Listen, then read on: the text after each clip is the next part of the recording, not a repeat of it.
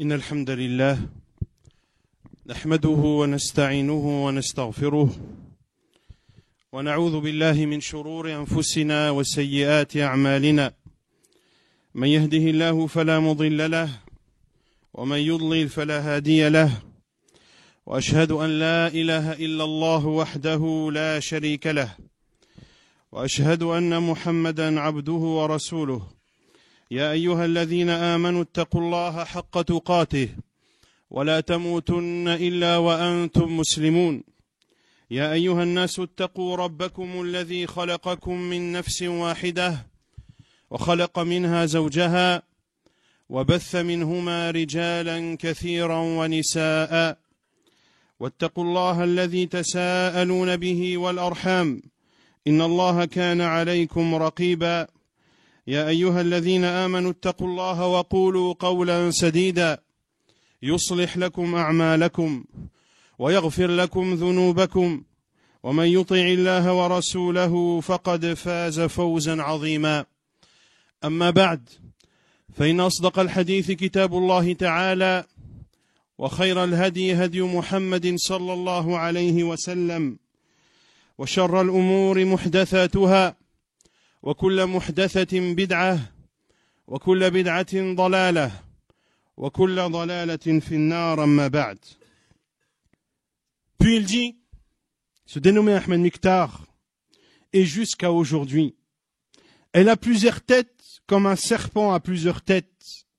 Et parmi ces têtes, celui qui s'appelle Rabi' al-Madkhali, qu'Allah le détruise et qu'il se venge de la communauté musulmane contre lui. Je dis à ce Ahmed Miktar, un serpent a plusieurs têtes.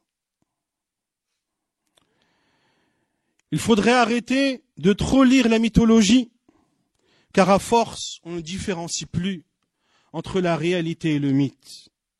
Le serpent, ou les serpents, ont une seule et unique tête.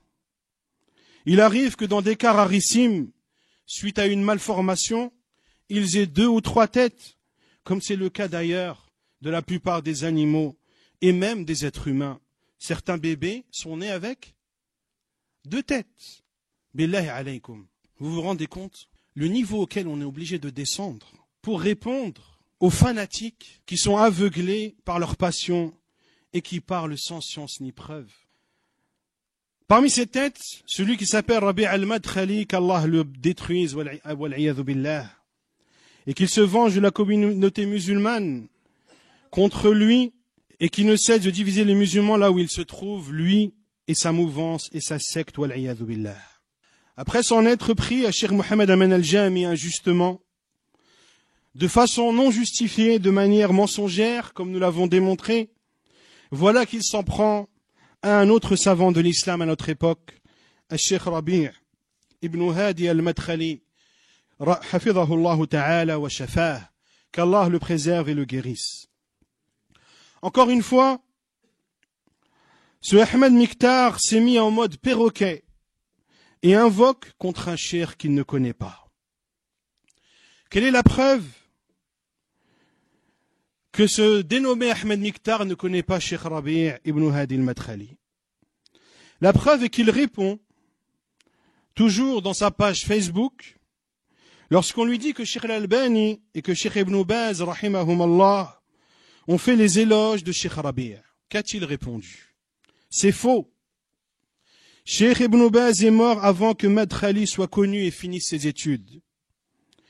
Albani, au contraire, s'est éloigné de lui et ne l'a pas reconnu comme un savant.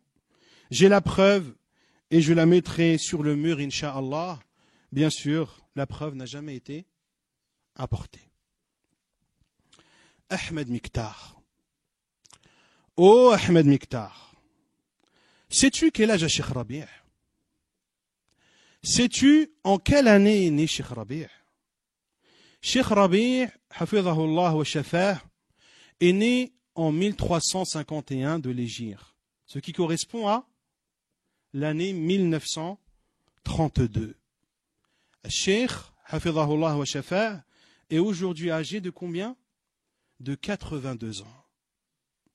Sais-tu, Ahmed Miktar, que Cheikh Rabi', hafidhahullah wa shafah, avait déjà terminé ses 4 premières années d'université et avait déjà étudié auprès de Cheikh Ibn Baz, de Cheikh Al-Albani, de Cheikh Mohammed Al-Amin Al-Shinqiti et bien d'autres.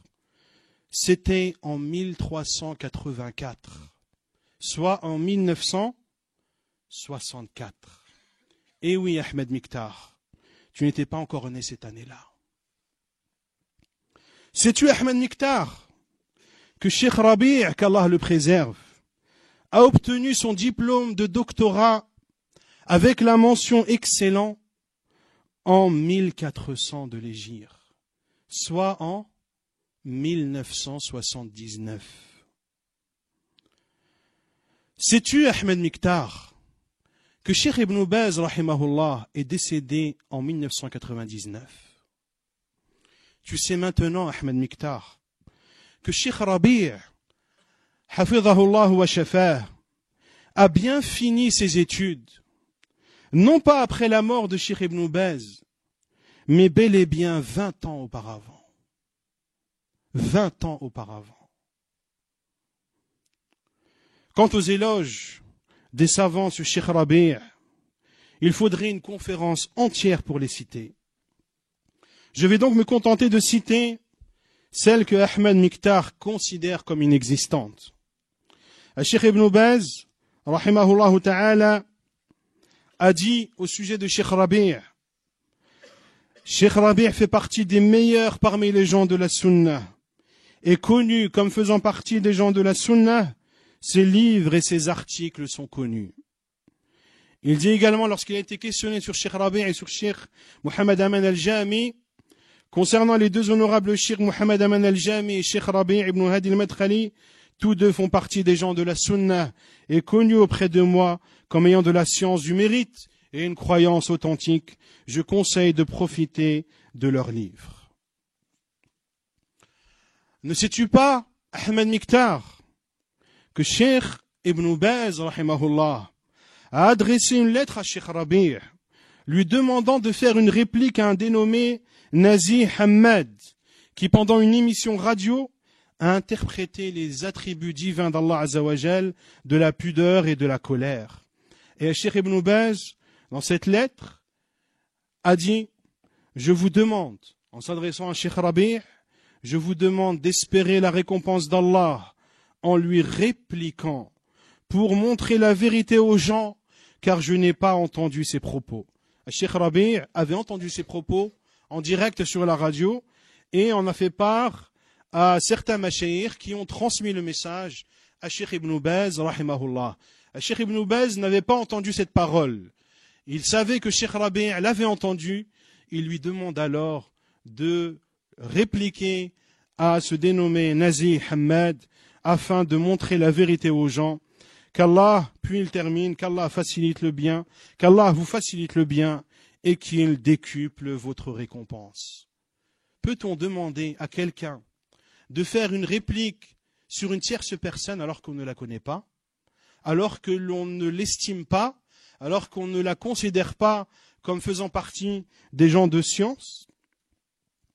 Quant à Cheikh Al-Albani, rahimahullah, il dit, pour résumer, je dis, celui qui porte véritablement l'étendard de la critique et de l'éloge à notre époque est notre frère le docteur Rabi', et ceux qui lui répliquent ne le font pas avec science, la science est avec lui. Et il dit, rahimahullah, dans un autre audio, lorsqu'il est questionné sur Cheikh Muqbil ibn Hadi et sur Cheikh Rabi' al-Madkhali, rahimallahu al-Cheikh Muqbil wa hafidh al-Cheikh Rabi', sans aucun doute, nous louons Allah. Donc c'est Cheikh Al-Albani qui parle. Nous louons Allah, exalté soit-il, d'avoir mis à disposition pour cet appel béni, l'appel au Coran, à la Sunna selon la voie des pieux prédécesseurs, avoir mis à disposition de cet appel, de cette da'wa de multiples prêcheurs, à travers les différents pays musulmans qui prennent à leur charge ce devoir que très peu accomplissent dans le monde musulman. Une grande part revient à ces deux cheikhs, Cheikh Rabi' et Cheikh Muqbil, les deux prêcheurs au Coran et à la Sunna, conformément aux pieux prédécesseurs. Également dans le fait de combattre ceux qui contredisent cette voie authentique, qui sont soit ignorants, soit des gens suivant leur passion. L'ignorant, il est possible qu'il soit guidé, car il pense avoir une certaine science, mais lorsque la science authentique lui apparaît, il suit le droit chemin. Quant à celui qui suit ses passions, nous n'avons d'autre issue pour lui que de demander à Allah de le guider. Ceux qui contredisent les deux cheikhs, comme je l'ai dit, sont soit un ignorant à qui il faut enseigner, soit une personne suivant ses passions. Nous demandons la protection d'Allah contre son mal, et nous demandons à Allah soit de le guider, soit de briser son dos. Revenons à Ahmed Miktar, qui, dans le second prêche qu'il a fait, dit, il réduit sa tenue vestimentaire du bas et laisse pousser sa barbe et rentre dans cette secte. Et tu le trouves, comme l'a décrit le prophète sallallahu alayhi wa sallam, il dort plus qu'il prie, il mange plus qu'il jeûne et il devient gros. Et bien sûr, avec la gestuelle qui va sur le minbar du vendredi. Ahmed Miktar continue toujours dans le dénigrement et les insultes gratuites. Après s'en être pris à deux montagnes de science que sont Cheikh Mohamed Aman al-Jami, rahimahullah, et Cheikh Rabi' ibn Hadi al-Madkhali, hafidhahullah, voilà qu'il s'en prend à ceux qui suivent la voie des salafs, à ceux qui reconnaissent ces deux mashayikh comme des savants. Il s'en prend donc à vous et moi. Il s'en prend donc à vous et moi. Quels sont les super arguments convaincants de Ahmed Miktar pour prouver notre égarement? Il dit, et tu le trouves comme l'a décrit le prophète sallallahu alayhi wa sallam, il dort plus qu'il prie, il mange plus qu'il jeûne et il devient gros. Savez-vous à quoi ressemble cette critique de Ahmed Miktar envers les salafis? Est-ce que vous savez ou pas? Elle ressemble aux arguments des hypocrites qui étaient avec le prophète sallallahu alayhi wa sallam lors de la bataille de Tabouk. Lorsque ces hypocrites parlaient entre eux et dirent « Nous n'avons jamais vu pareil à ces lecteurs qui ont des ventres aussi gros, ayant des langues aussi mensongères et qui sont aussi lâches lors de la rencontre de l'ennemi. » Qui les hypocrites visaient par ces insultes? Le prophète sallallahu alayhi wa sallam et ses compagnons. N'y a-t-il pas une ressemblance flagrante? Et c'est notamment suite à ces paroles des hypocrites que la parole d'Allah azza wa jalla a été révélée. قل أبالله وآياته ورسوله كنتم تستهزئون لا تعتذروا قد كفرتم بعد إيمانكم. Est-ce d'Allah, de son prophète et de ses signes que vous vous moquiez? Ne vous excusez pas, vous avez bel et bien mécru après la foi. Ensuite, revenons à ce hadith qu'a cité Ahmed Miktar. Un hadith que personnellement je n'ai jamais entendu. Je l'ai d'ailleurs longuement recherché sans l'avoir trouvé. Et j'ai la certitude que c'est un hadith inventé. Inventé par qui? Par Ahmed Miktar lui-même, qui pour critiquer les salafis n'hésite pas à mentir sur qui? Sur le prophète sallallahu alayhi wa sallam. Lorsqu'il a dit, comme l'a décrit le prophète sallallahu alayhi wa sallam, il dort plus qu'il prie, il mange plus qu'il jeûne et il devient gros.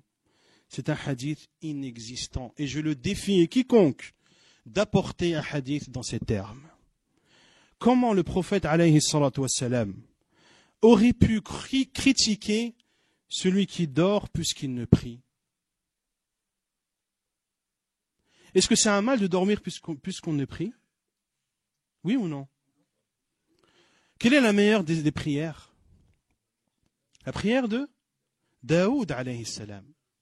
Et quelle est la prière de Daoud? prophète sallallahu alayhi wa sallam a dit Kana yanamu nisfa al-layl. Il dormait la moitié de la nuit. Wa yaqumu thuluthahu. Et il priait le tiers. Wa yanamu sudusah. Et il dormait le sixième. Dans toute la nuit, Daoud alayhi salam, combien de temps il dormait? Combien de temps il priait? Il dormait les 2 tiers de la nuit et priait 1 tiers de celle-ci. Il dormait plus qu'il ne priait? Oui. Pourtant, c'est la meilleure des prières nocturnes. Il mange plus qu'il ne jeûne. Quel est le meilleur des jeûnes? Le jeûne de Daoud alayhi salam. Il jeûnait un jour et rompait un jour. Est-ce que le prophète sallallahu alayhi wa sallam nous ordonne de faire le jeûne de Daoud, ou est-ce que c'est la limite que le prophète sallallahu alayhi wa sallam nous a fixée?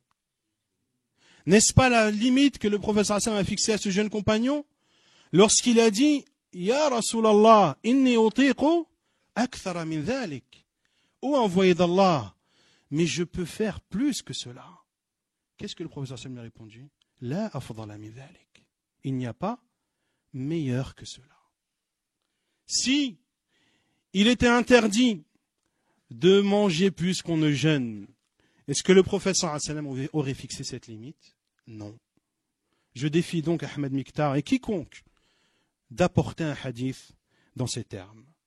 Wallahu a'lam wa sallallahu wa sallama wa baraka ala nabiyyina Muhammad wa ala alihi